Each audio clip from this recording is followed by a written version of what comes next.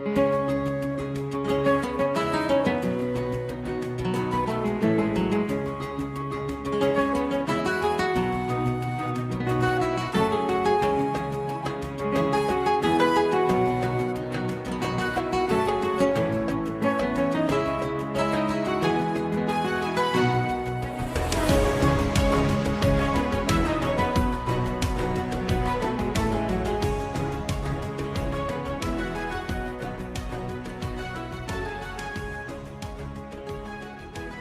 to today's episode of A Slice of Medieval. We have a wonderful guest today, a real treat, in Tony Richards. Tony's a full-time writer who lives in Pembrokeshire, a specialist on the history of the Tudors. He's renowned for his Elizabethan and Brandon trilogies. He's also, and I have to say this, a great supporter of fellow authors. And I'll never forget the support and encouragement Tony gave me when I wrote my first book, and every book since. Welcome, Tony. It's lovely to have you on. Thank you very much. Thank you for inviting me. Oh, it's our pleasure. Oh, and I did forget to mention that this is a slice of medieval going rogue because we're it is. Yes, good point.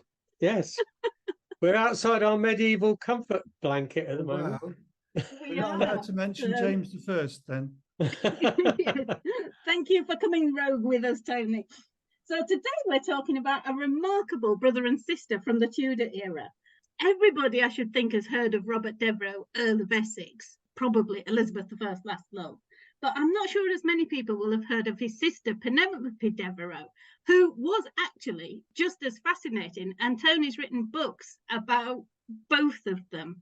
Now, I will explain. Tony's books are fiction, but they're incredibly well researched. They're some of the most factual fiction you'll ever come across, but told in such a way that is entertaining, enjoyable, just totally remarkable. You find yourself in the lives of these people. So Robert and Penelope were the children of Lettice Knollys. That's how I pronounced it. It's just Some such a people great pronounce it lettuce, but I always think of a lettuce. And the grandchildren of Catherine Carey, who was Elizabeth I's cousin, or possibly her sister, but we'll talk about that later. So, Tony, Robert Devereux was Earl of Essex, stepson of Robert Dudley, and executed for treason in 1601. What's his story? It's one of these fascinating things where the more you look into it, the more complicated it becomes, which I love that, actually. And his story is really about somebody with deep problems, which he never really overcame. And I find that fascinating because it's not normally covered in history, the psychological difficulties that people struggle with. Now, these days, we talk of mental health and as if it's something we all take for granted. But I can remember when nobody ever used to speak of mental health. It was one of these things. It goes back to his father, Walter Devereux, was sent by Queen Elizabeth to conquer Ireland, like you do. And he did it on the basis that he would use his own money as long as she paid him back. And what happened was that while he was over there, he died mysteriously whilst drinking a glass of wine, and so did his servant. Historians still say, well, there's no proof that it was poisoned. And who would have poisoned him anyway? Well, I could give you a list of about 100 people within a 10-mile radius of him who would happily poison Elizabeth's representative who was invading their country, etc., etc. But Robert Devereux was just becoming a teenager at the time. Well, he was sort of 9 or 10. And it had a profound effect on him because he suddenly became the poorest earl in England. His father's fortune had all gone paying the troops in Ireland, and he had Chartley Manor, but no money for the upkeep of it. And his mother, Lettice, was absolutely outrageous because she almost ignored her children. She lived a wonderful life of partying and occasionally popped in to see them. And so it would have been a very different story if not for somebody that I've got a huge admiration for, which is William Cecil.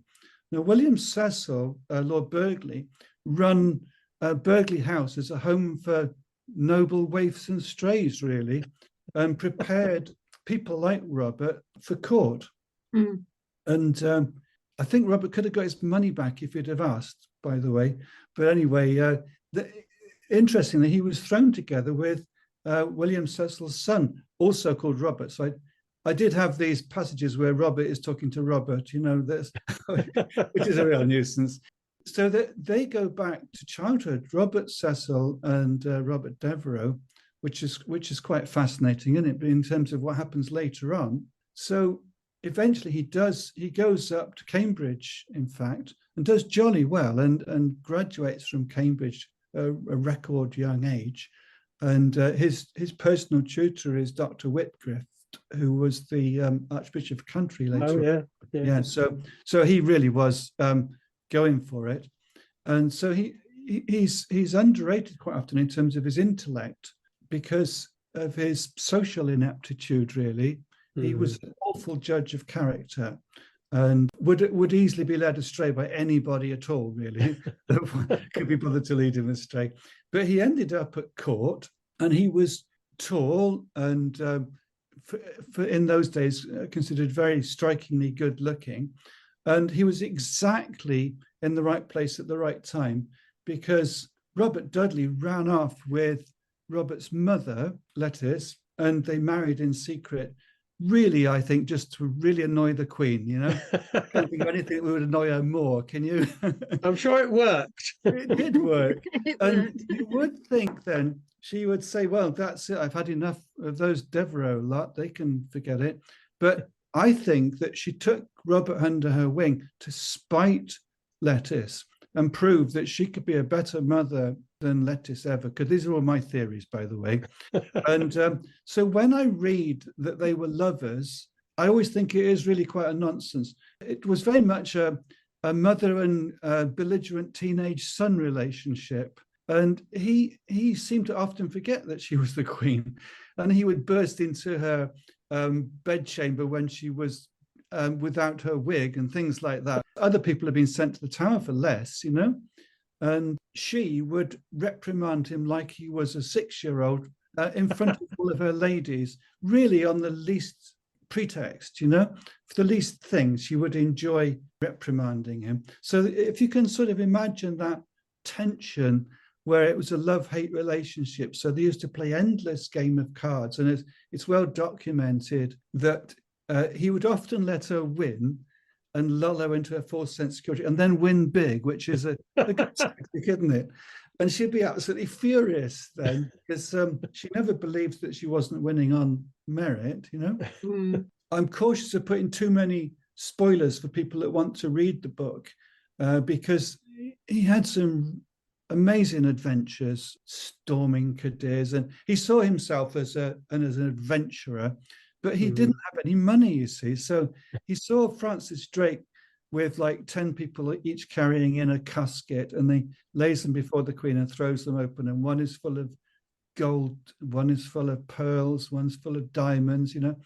And he just seemed to have these for the taking from the Spanish treasure fleets. So Essex said to Drake, "Is it okay if I come along with you on one of these trips?" And he said, "No, actually, it's not okay. You're not a sailor. We don't really want people like you because you're in it for the wrong reasons." And in fact, my book about Drake gives the background to that, because he did take somebody with him who he really shouldn't have, and it ended badly. So he was permanently marked by that experience. Essex, if he'd have been a normal sort of chap, he would have said, "Okay, fair enough. I'll find some other way of making my fortune. I'll set up the Merchant Adventurers or something." Instead of that, he arranged for a pal to have a boat waiting just round the corner from Plymouth, and rode down there overnight, and decided to sail with him regardless and surprise him. Yeah. And the Queen found out about this through, Essex had lots of enemies, and I think Robert Cecil was a bit of a whisperer in the Queen's ear. And so Robert foolishly used to confide in Robert Cecil, and then he would go straight to the Queen with everything, you know. And the Queen sent Robert's grandfather on a horse on a wet night to bring him back. Can you imagine that? I mean, it's dreadful. Anyway, he was too late. And when Essex caught up with Drake's fleet and surprised him, Drake was horrified because he thought he might end up in the Tower for aiding and abetting her against the Queen's wishes. But that's just a little insight into the character of this guy and what he did. And it just got worse and worse and worse and worse and worse. So you would think that as an author writing about a bloke like this, it would just be, you'd be tearing your hair out, didn't you? That's what you think. No, actually, it was great fun. I really enjoyed it, and I felt really sorry to see the back of him. My next book went straight on to his enemy at court, Raleigh. So I was able to do some interesting crossover and show Essex from Raleigh's point of view, which is quite fun. And then when I finished that, I then went on to the next one about his sister, which we'll come on to perhaps. And so I was able to show all those same events from his sister's point of view, his elder sister. So that's been quite fun, really. I'll let you into a secret. Don't tell anybody, right? But my new book, which I'm halfway through now, is about his wife, Frances, another hugely underestimated woman like Penelope. But her father was Francis Walsingham, who rather confusingly named his daughter after himself with an E instead of an I. But that's a bit annoying, isn't it? She was his only surviving child, you see. So my theory is that he shared his spy mastering codes and everything with her. But also she was married to Philip Sidney and then to Robert Devereux. So, there's some fascinating crossovers which you don't find in a lot of the accounts. That was a rather long answer to a short question. That was a long answer. It's all right. I'll cut some of it out. I'll make the next one a yes or no. Go on then. Well, you might easily be able to do that, actually, because I was going to ask you about was he Elizabeth's last love, but you've kind of said that it's a more of a mother-son relationship. You've got the whisperers of court and the gossipers, they love a bit of scandal. And this goes right back to Henry VIII and his sort of courtly love thing and everything. Elizabeth liked nothing better than for people to think she had this toy boy who was desperately in love with her. And of course, Robert liked the idea that he was actually sleeping with the Queen. He thought that was hilarious and helped him in all sorts of ways because everybody wanted favors off of him then. You see. Yeah, they paid good money for just to be recommended for promotion or something. And if they thought he was actually the Queen's lover, who better, But my own view is that it was a very different kind of love, and there was a deep affection between them, and that makes what actually happened just so much worse. Yeah. Yeah, because what actually happened was he betrayed Elizabeth, didn't he? Did he really make an attempt on the throne? Did he really think he could become king? I gnash my teeth when I see people, especially people that really should know better, actually saying that he was going to make himself king or something, because what he was trying to do was to overthrow what he saw as the Queen's corrupt advisors. The Queen was getting on a bit by then. I mean, she was nearly my age, and she was surrounded by these advisors, in inverted commas, and specifically Robert Cecil, who were very much manipulating everything, not necessarily just for their own benefit, for what they saw as the best, what was best for the country, but it was what they thought was best for the country, which wasn't always what Robert Devereux thought was best for the country. They come up with things like, let's ban drinking on a Sunday, and he didn't think that was a good idea at all.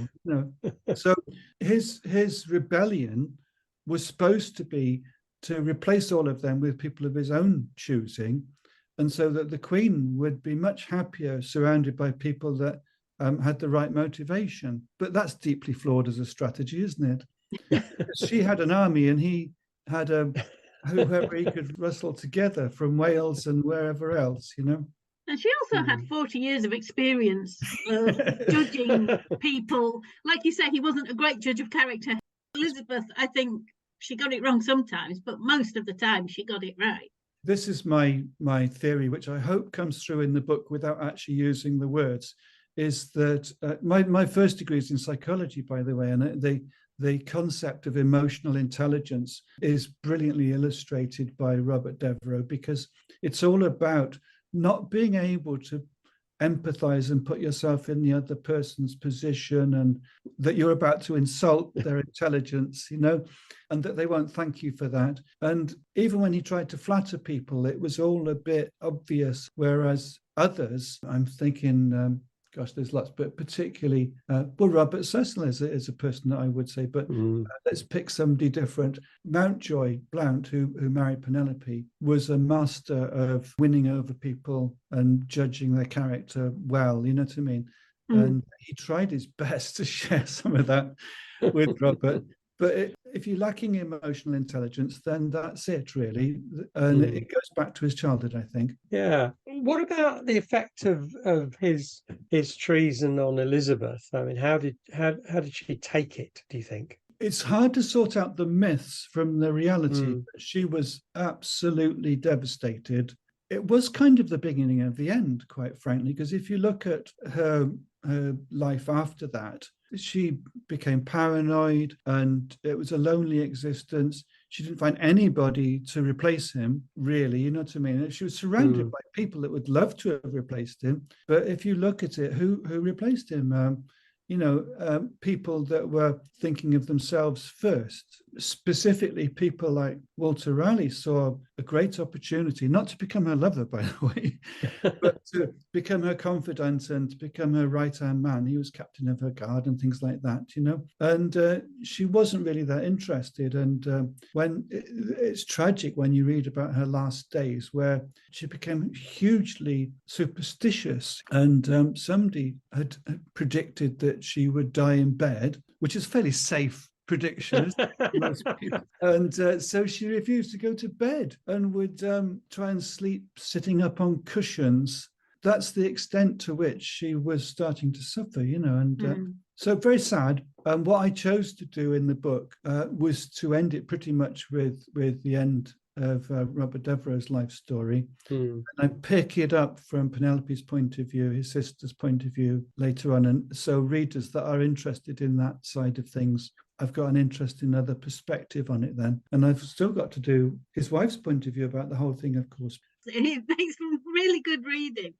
That's what I liked about the Brandon trilogy, that you start with one and then move on to Mary and Catherine and Charles, and you've got all three of them, Mary, Catherine and Charles, and it's like all their stories are intertwined, but you're changing the focus. When I was writing about Catherine, I went up to Grimsthorpe Castle, because I always visit the locations in the summer. I write in the autumn and winter, and then I edit in the spring. So that's worked for me brilliantly for the last 12, 13 years. But when I was up at Grimsthorpe Castle, I thought I'd go to Spilsby Church, where Catherine's tomb is, because it's a very bizarre tomb. And I was curious to see it. But the church isn't normally open, but I'd arranged to have access. So my wife and I were in there alone in Spilsby Church in Lincolnshire. And I walked up and I put my hand on her tomb, and I felt such a connection with her.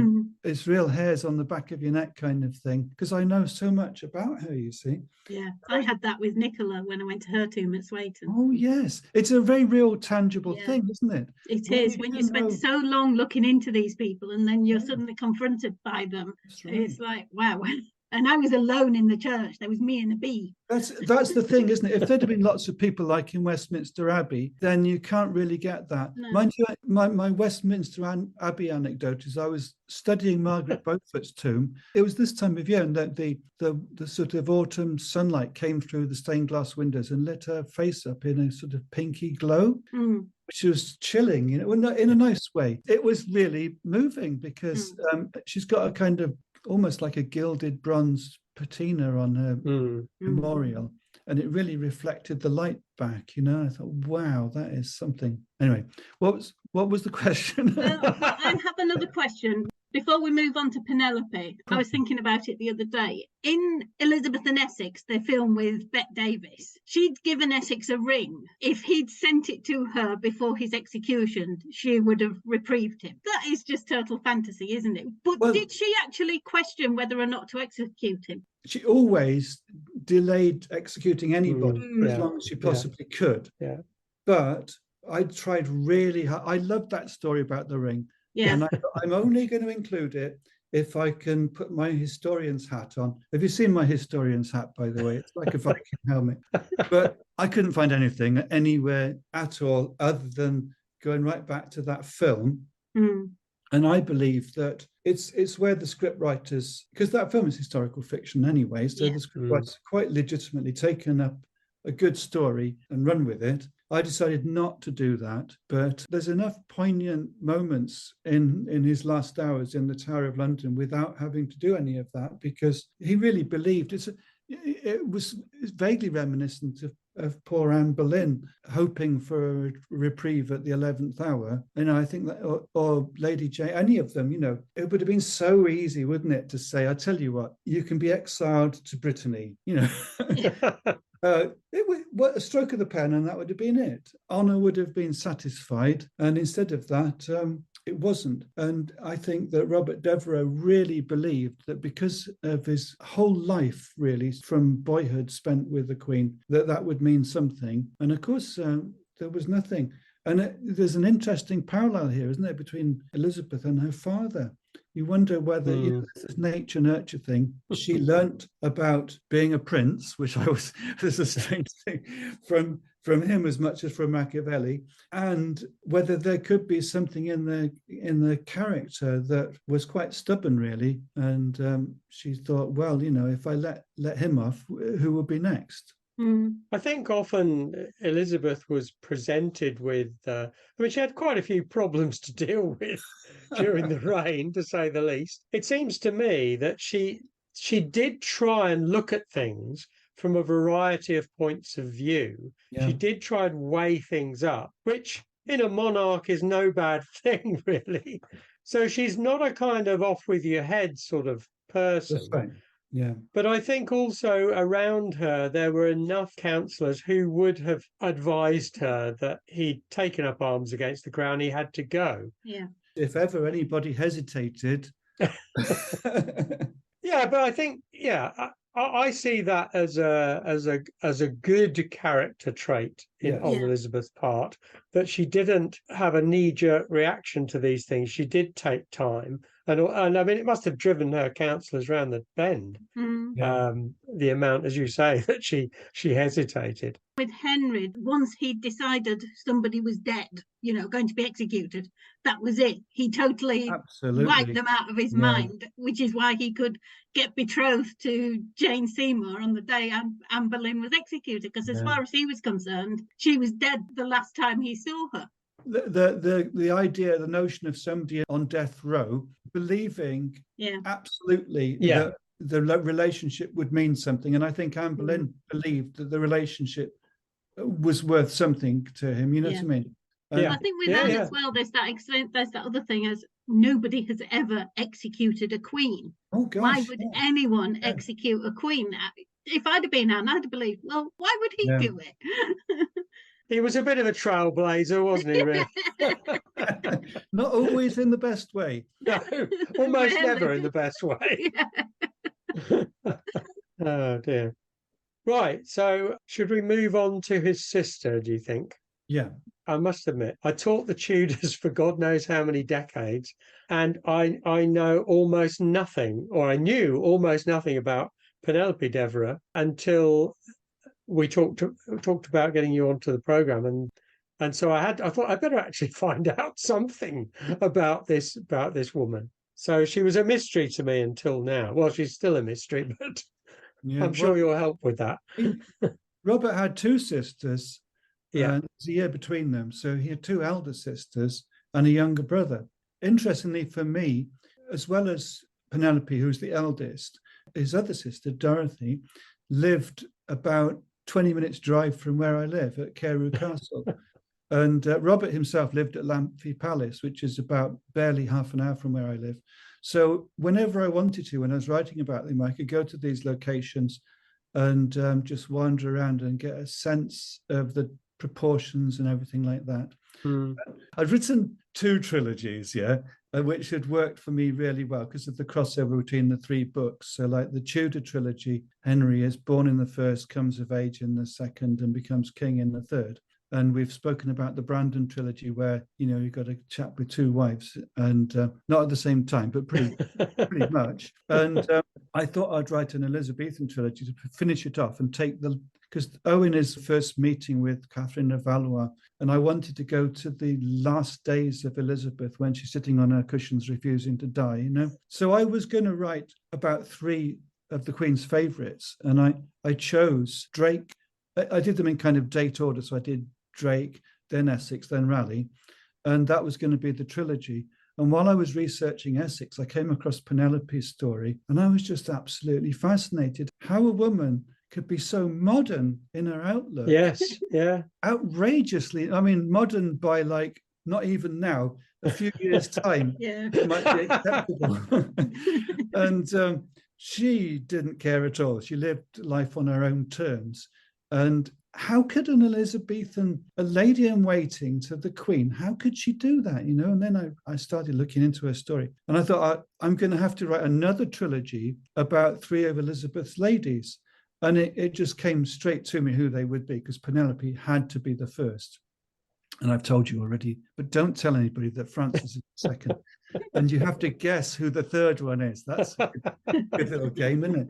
I've already started researching the third of the ladies, by the way. And I've got an artist, cover artist, who's very talented. I couldn't find the right picture of Penelope. And it's that poignant sort of slight note of sadness.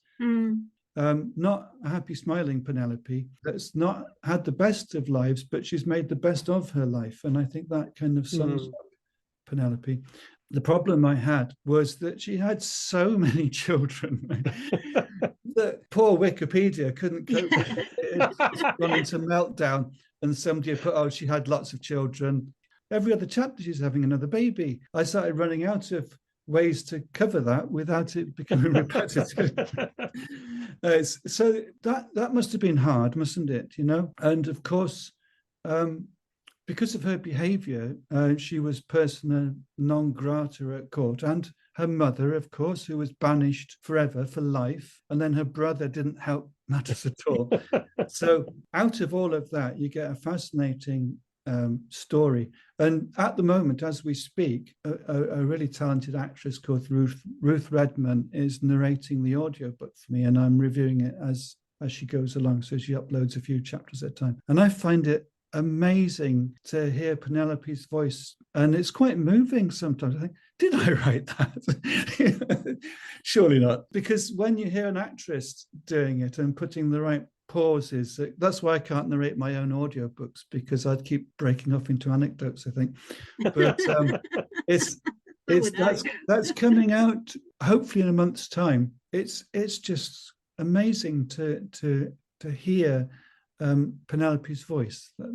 That's more so. I've had another 9 books done as audiobooks, but that's the one that really cut through, I mean, she had as you say, a modern life. She was well, we've said that the family obviously lost the father at difficult ages, perhaps, and she ended up marrying Robert Rich, the grandson of the infamous Absolutely, Richard. Of all people, and he was a Puritan. So Penelope, on the one side of the equation, Penelope loved dancing, parties, getting drunk, fooling around with young chaps and things like that. And is that because of her mother? Her mother's influence. On the other side, you've got Baron Rich, who is a Puritan, who thinks all of that is the devil's work, and really a woman's place is very much in the home and looking after his heir and successor. What a combination, But whose idea that was? Well, you don't have to guess, because I'm going to tell you it was Robert Dudley's idea. Yes, because he was a stepfather, of course, because he'd married her mother, and he saw it as his duty to find her a suitable husband. And his idea of a suitable husband was the one that would pay him the biggest bonus in return for the hand of his stepdaughter. Robert Rich was rich by name and rich by nature because he'd inherited a fortune, but he'd actually invested a lot of it in property, and he was a massive landlord and didn't really know what to do with all of his money. So the idea of marrying into the nobility was an obvious move for him. That it worked out amazingly well. But she was betrothed as a child to Philip Sidney, wasn't she? That's so sad, because Philip Sidney, I mean, I almost wish I'd written a book about Philip Sidney, but I kind of get to cover his adventures quite a lot in the one I'm working on now, which I shan't tell you who it's about. But he was almost the ultimate poet soldier, the warrior poet. And he thought he had all the time in the world. And he was very much in love with his Stella, which was Penelope, and wrote sonnets about her and everything like that. And then almost behind his back, he finds that the Earl of Leicester's married her off to a rich lawyer. Absolutely horrified. And he never quite recovered from that. And that whole story is fascinating to explore in a novel, where you've got the historical facts, then you've got all the stuff that, for various reasons, historians haven't had access to, like the conversations they might have had and things like that. It was great material to work with. I'm just waiting for the phone to ring now from Hollywood. I'd advise you to eat and drink normally while you're waiting. Oh, damn. So her first love was Philip Sidney. She was married to Baron Rich. Yeah. But then she fell in love with Charles Blount, Lord Mountjoy. Absolutely. Yeah. When she fell in love with him, he wasn't even Lord Mountjoy. They just really were made for each other, to the extent where they were prepared to risk everything to be together, including doing it right in front of the Queen. So they would openly sit together holding hands and laughing and joking. And it was obvious to everybody in the room that they were very much in love with each other, and they didn't care at all. It was almost like, what are you going to do about it? Exactly what her husband thought of that and how they coped with that is really part of the substance of the storyline in the book, that I can't go into it too much detail here, but obviously some kind of accommodation was found. Because didn't she have she had children by Blount while she was still married, but and she was living very subtle, because she called them Rich, but just to put the sort of boot in, she called her son Mountjoy and said, "Can anybody guess why I called him Mountjoy?" And Well, because in those days, it was, if you were married, your children were legally your husband's unless he disowned them. Yes. Unless he actually, so she didn't have a choice with the surname. So, but subtly she had this other way. Yeah, but I guess he had a choice. He had a choice, didn't he? He could have disowned them. He could have rejected them and said, "Nothing to do with me." The confusing thing is that when Leicester died after the Armada, then Lettice married her servant, really, her master of the horse, who was Christopher Blount, and he's a distant relation, like a second cousin. He's a Blount, but not the same as Charles Blount. So you ended up with all these confusing overlaps, but it just shows you that the networking at the time, you can see how it worked, can't you? That obviously, if you were related, if you were part of the same family or whatever, then it's almost like Westminster is these days, isn't it? Yeah. Yes. She was still married to Robert Rich. I guess one of the problems in those days was that the lack of divorce. If you divorced, could you marry somebody else? How did it was work? Quite easy to get a divorce. All you had to do was get an Act of Parliament. Can you imagine that these days, if you had to get an Act of Parliament to get a divorce? I did wonder in the book whether she thought it would be quite easy to put something in his tea, because he was a kind of type A character, and they really wanted him out of the way. But out of fairness to her, they did reach this accommodation, which they both honoured, and it in a funny sort of way, as a businessman, it suited him to still have privileged access to everybody, because she was a socialite, you see, so she could basically charm even Spanish ambassadors and French and whoever they were just easily victim to whatever she wanted them to do. But she didn't abuse that. I never came across any evidence where she'd used her charms to abuse the way that she lived her life. She had a sort of moral code, but it's a very, very modern one. So, like for the Elizabeth, it was an eye-opener for me to see that what I understood about the Elizabethans, it's like the Victorians. If you look at the way the Victorians actually behaved, the whole idea that they were very right and proper is a nonsense. Yeah, I think that was their aspiration, but it never actually reached that. And I think that's the thing. You have these rules. Every generation has these rules they're all supposed to live by, but at the same time, they have fun breaking them. yeah. So, was Penelope implicated in her brother's rebellion? I did read that she was found guilty of treason or accused of treason. Well, I find myself hesitating because this is one of the good bits in the story. As long as you promise not to tell anybody else. All right. Well, it might work as a teaser for everybody to go out and buy the book. Oh, then, yeah, to that's read true. What else Penelope did. Put yourself in Robert Devereux's shoes, right? And he's on death row in the Tower. We went to the Tower, actually. There's the Devereux Tower, and that we were given privileged access to it by the staff there. So that was really special. And we went into Raleigh's cell and everything like that. But anyway, he's there waiting for his pardon, and it's not coming. And basically, the priest comes and says, have you got any last requests? And he asks for pen and paper, and he dashes off a list of those that are really responsible for leading him astray. On top of the list, he decides who better than his sister. He blames Penelope for what he did. And that is so outrageous. And to put it in writing as well.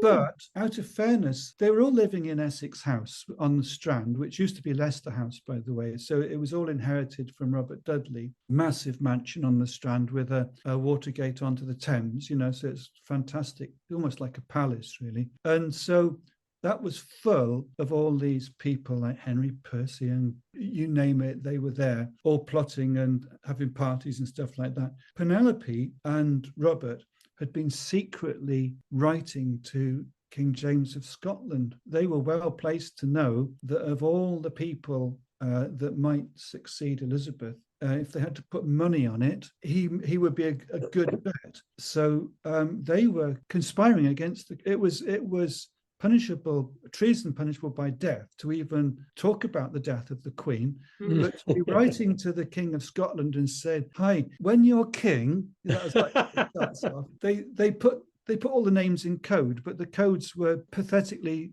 obvious. And they said, just for you to know, we would support you if you were king, and we will really help you. And Penelope could help the Queen as well. Robert Cecil was also corresponding with James. I know. Well, the thing is, that there was a fairly short list of suspects, wasn't there, of who might take over. And so you could choose. You could either pretend that you thought the Queen was going to live forever, or you could do nothing, or you could be proactive and start positioning yourself. And poor Walter Raleigh, he lacked judgment because he decided to go up to the king and say, "Hi, I'm Walter Raleigh. I'm going to be your captain of the guard when you're king." And he sent him off with a flea in his ear because he already had a captain of the guard who was Scots, at 10 times the size of Walter Raleigh with a whole army of guards. But Penelope was behind the letters, I think, because she was better judge of character, and she was wheedling her way into King James's not his affections but into his good books, positioning herself for the future. You take all of that together, then you can see that Robert Devereux could have felt that she didn't discourage him from rebelling, so therefore she kind of encouraged him. Didn't she write letters to the Queen though and plead for him? Everybody did, and we've got those letters because a lot of them are at Longleat in the Devereux papers, which I've got the 2-volume set, which is fantastic. If anybody's interested in all of this, that was one of my main sources, because not only are the letters all transcribed, you don't have to struggle with the handwriting, but they've got notes by, I think his name was Walter Devereux, who actually transcribed them. He's got notes which add a bit more background to each of the letters. The confusing thing is about the dates, which I always any historical fiction author will struggle with the dates where the years move back and forth randomly, but never mind, I try to find a way around that. So yes, the answer is, I said I'd do a yes or no answer. Yeah, the trouble is we've forgotten the question now. Oh. Implication in her brother's rebellion. Okay, so moving back slightly, Devereux's grandmother was Catherine Carey, who was rumoured to be the illegitimate daughter of Henry VIII by Mary Boleyn. How much truth do you think is in that? Well, it would be nice if they could do something clever with DNA, wouldn't it? And settle it for once and for all. What I did find were all these references to the red hair, as if that was as good as proof. Because it was, if you look at pictures of Lettice, his mother, Robert Devereux's mother, and then you put it side by side with a fairly similar portrait of Elizabeth, there's a striking resemblance. But Lettice contrived that effect anyway. So she used to go around in a gold state coach with 6 white horses pulling it, and people used to cheer because they thought it was the Queen, and she used to encourage that. So she thought, I know what I'll do. I'll get all the footmen to dress up as pretend yeomen and march behind, you know. It used to drive Elizabeth bonkers when she did that. I think that they were all brought up that they were of royal blood, and this runs like a thread through the whole of the story of the Tudors, doesn't it? Is the illegitimate offspring of Henry and anybody, you know, to me, that there's lots of if only or what would have happened if sort of stuff, you know. They certainly were quite close to the royal family, so that's quite intriguing, isn't it? I think it's interesting. When I was looking into Mary Boleyn for my Heroines of the Tudor World, see, I got that in. Another shameless plug.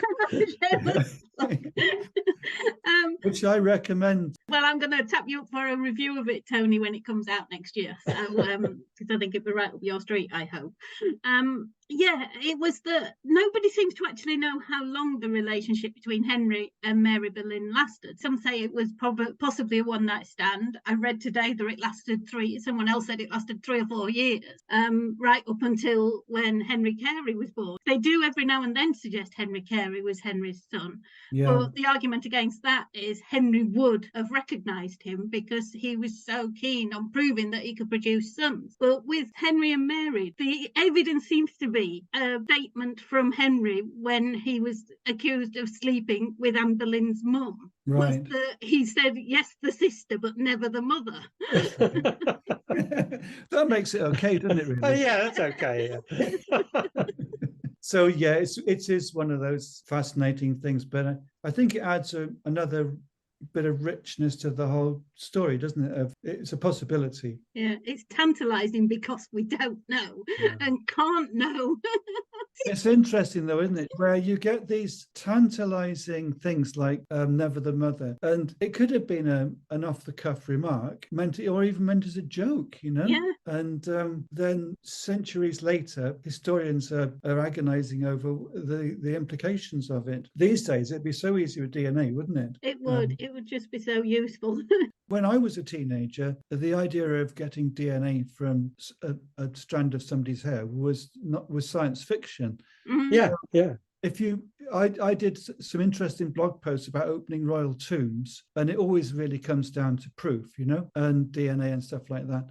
Who knows what they might be able to do in 20 years' time, you know? At the minute, there's only so much we can do. That's right. Examining those bones, like they did in the 20s. Yeah. But in 50 years' time, what they might be able to do then. That's right, yeah. I think that they might be able to lay hands upon the tomb and automatically find out. Anyway, we digress just a little bit. I don't like to point this out. The only reason I point it out is that it means that I have rather less editing to do if we don't talk for too long about things which are nothing to do with it. Well, this is only going to be 5 minutes long when you finish. It is. By the time I've cut everything out, yeah, it'll just be a brief one. People watch and think, gosh, they were serious. What can you do? So you write novels, but they're incredibly well researched, Tony. How important is it for you to keep to the historical record? Well, a mother of of this, a teenage boy in America contacted me the year before last and said that she just wanted to let me know that her son is learning about history from my books, and he hadn't previously had any interest in history, and now he's like going to do it as a career, you know. And that was a real sort of sit up and wake up moment, because you've got a responsibility. I mean, I feel I've got a responsibility. Historical fiction authors, they can have time distortions and parallel things, and God knows, they can have whatever they want, and that's absolutely fine. But in my books, I start with the history, and so, like I say, I visit the actual location. So when I was writing about Henry, it was convenient that he was born in the same place as me in Pembroke, which was just down the road. Yeah.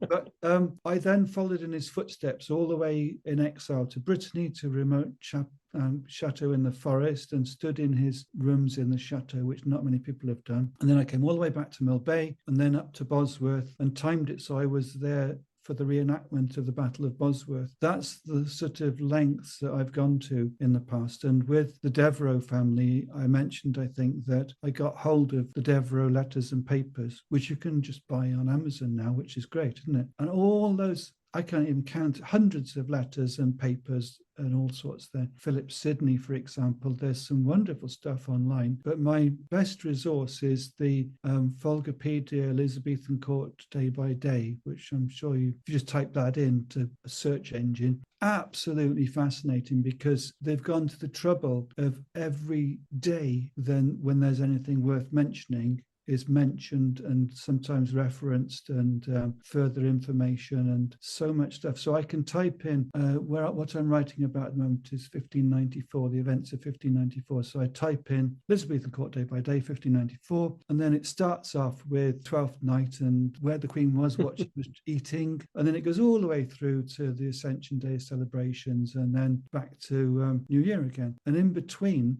there's the Cecil papers, where so many of the letters of Robert and William Cecil, complete letter, you know, dear sir, I'm appalled at the way you're behaving, blah, blah, blah, blah.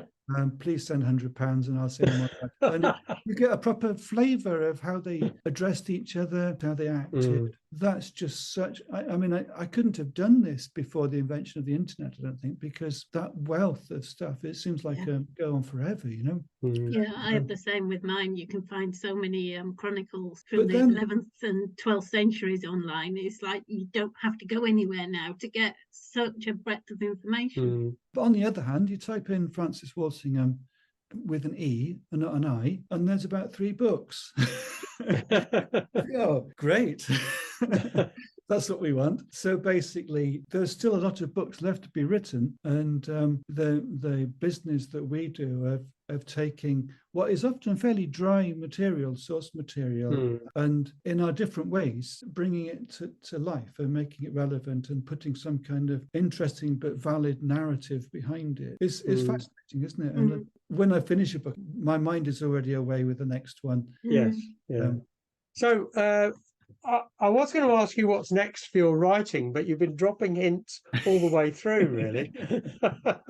I've lost track of where we are. No, I'm going to go beyond the end of the Tudors into the next reign. I'm looking forward to it, because the more that I look into it, the more I find that I don't know about it.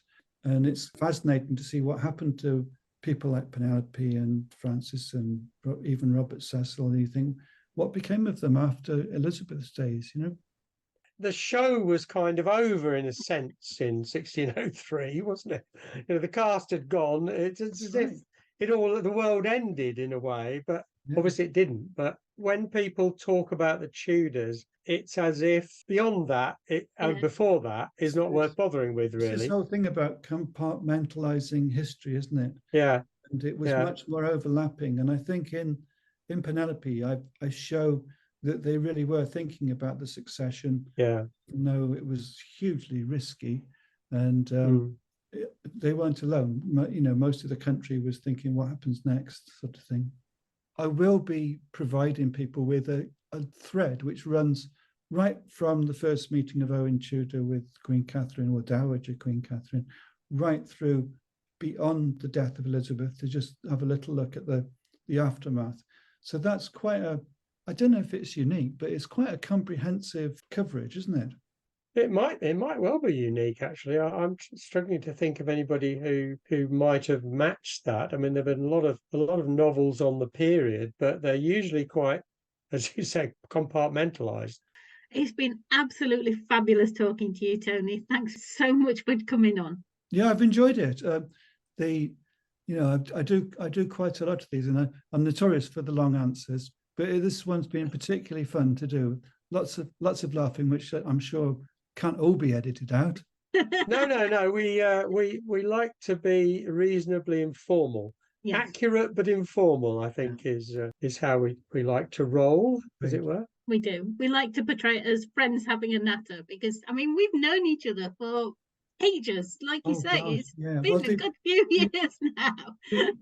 Before I let you go, I'd just like to add that this week, my blog, The Writing Desk, passed my own self-imposed milestone of 1.4 million visitors. Wow. Congratulations. And both of you are invited to come back anytime you like. It's been great talking to you both.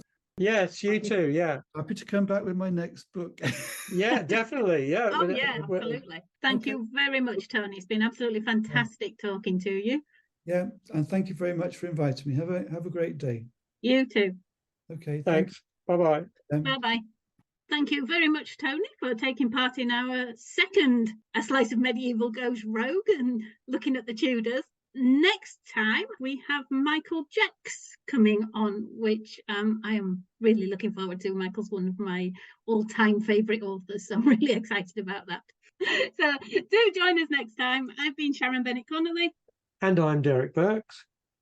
Thank you very much for listening today. And if you enjoyed our podcast, why not subscribe to ensure you don't miss the next one? Goodbye.